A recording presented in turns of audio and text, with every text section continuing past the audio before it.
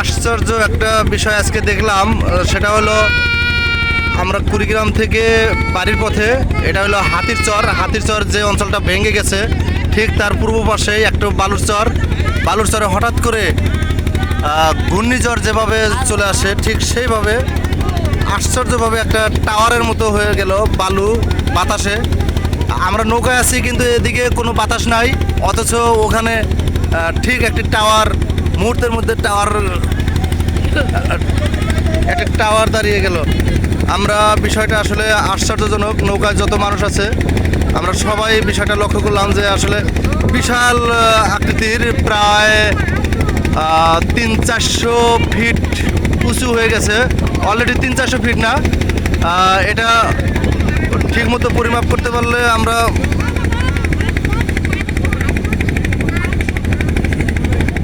আপনারা দেখতে পাচ্ছেন, ক্যামেরা যদি ভালো হতো আপনাদের আসলে আরও ভালো করে দেখাতে পারতাম।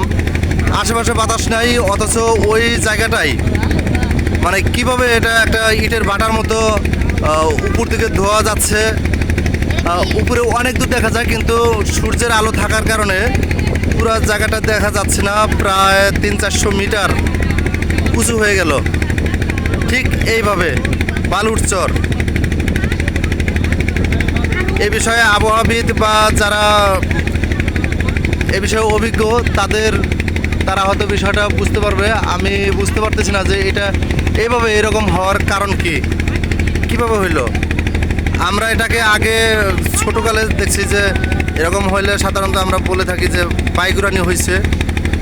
এটা একটা ঘূর্ণিঝড় যেভাবে জলোচ্ছ্বাস আকারের হয় ঠিক সেরকম হলো, কিন্তু সেটাও না, বুঝতে পারতেছি না এটাকে কি বলে।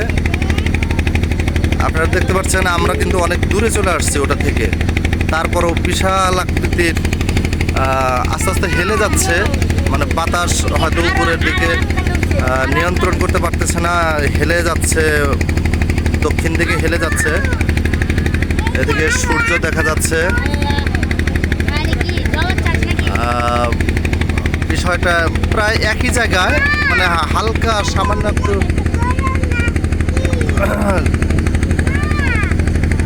ঠিক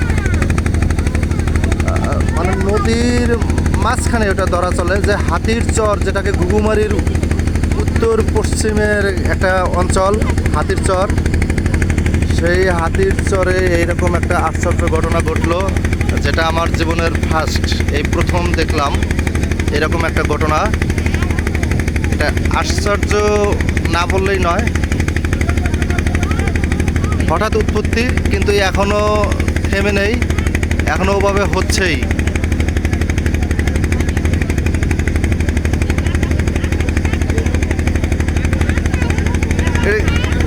আশেপাশে কোনো বাতাস নেই, অথচ ওখানে বালু চারদিকে শুধু ঘুরছে আর উপর দিকে উঠছে, ঘুরছে আর উপর দিকে উঠছে।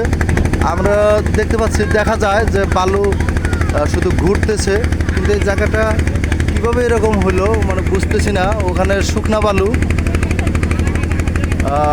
নদী ভেঙে একটা চর উঠেছে, সেই চরের মধ্যে শুকনা বালু চারদিকে শুধু ঘুরছে আর ঘুরছে। নিচ থেকে ওখানে যেহেতু যাইতে পারি নাই, নিচে কী রকম একটা অবস্থা সেটা বলতে পারবো না। কোনো হাওয়া বা ওরকম জাতীয় কোনো কিছু উৎপত্তি হয়েছে কিনা। বিশাল আসমানে ঠেকে গেছে বালু, দেখতে পাচ্ছি, আপনারা দেখতে পাচ্ছেন যে ওটা পুরোটাই বালুর একটা প্রলেপ, বালু বরাবর একটা বালুতেই ওরকম একটা অবস্থার সৃষ্টি হলো। ওপাশে প্রায় সূর্য ধরা অবস্থা, এতক্ষণে প্রায় সূর্য ধরে ফেলছে। বিষয়টা খুবই আশ্চর্য লাগলো। যাই হোক, এ বিষয়ে কারো অভিজ্ঞতা থাকলে শেয়ার করতে পারেন। ধন্যবাদ সবাইকে। আসসালামু আলাইকুম।